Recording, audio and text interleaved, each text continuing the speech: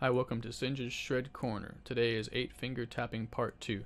We're going to play some licks that take all 4 fingers on the right hand, so you will need a string damper, whether it's your hair tie, or if you already bought one, the Tap Master.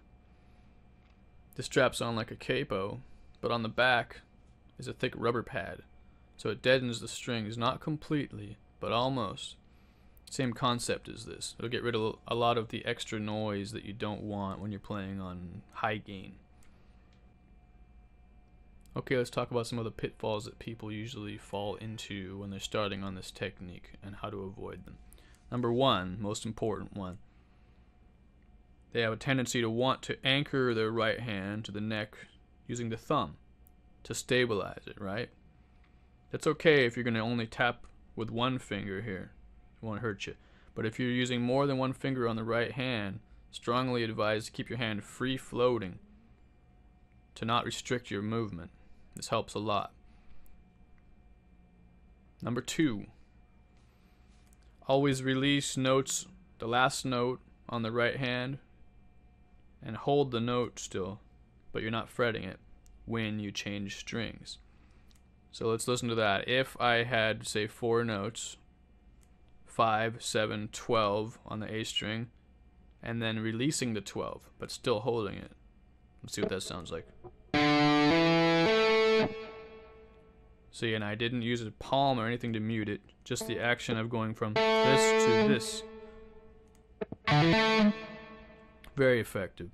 If I was then to play a 5, 7, 12 on the G string, I would be releasing this note, but still touching it as I played the 5 there.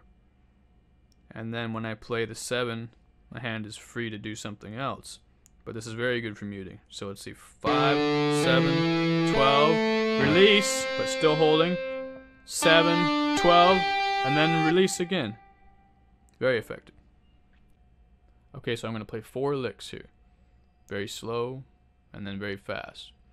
A major chord arpeggio, a minor chord arpeggio, a major 7th arpeggio, and a minor 7th arpeggio.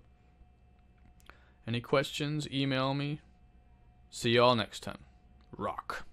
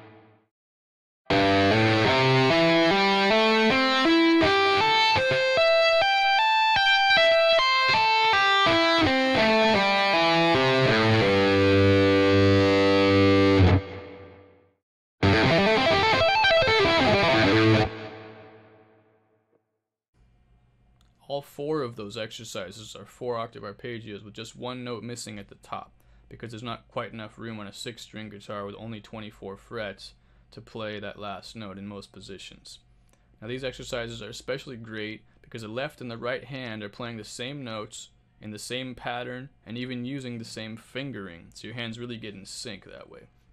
So for example, the first exercise, using the fingering 2, 1, 4 to play that major triad with your left hand.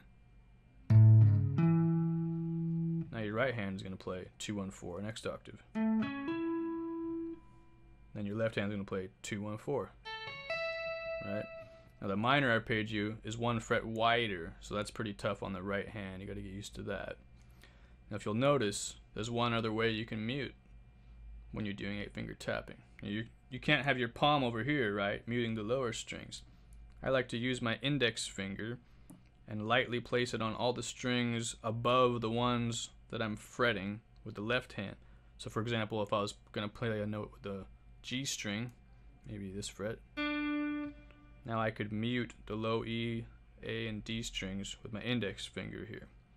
So no noise can happen there. And then if I'm doing right hand notes only, you can just use your index finger here and bar across all the strings very lightly.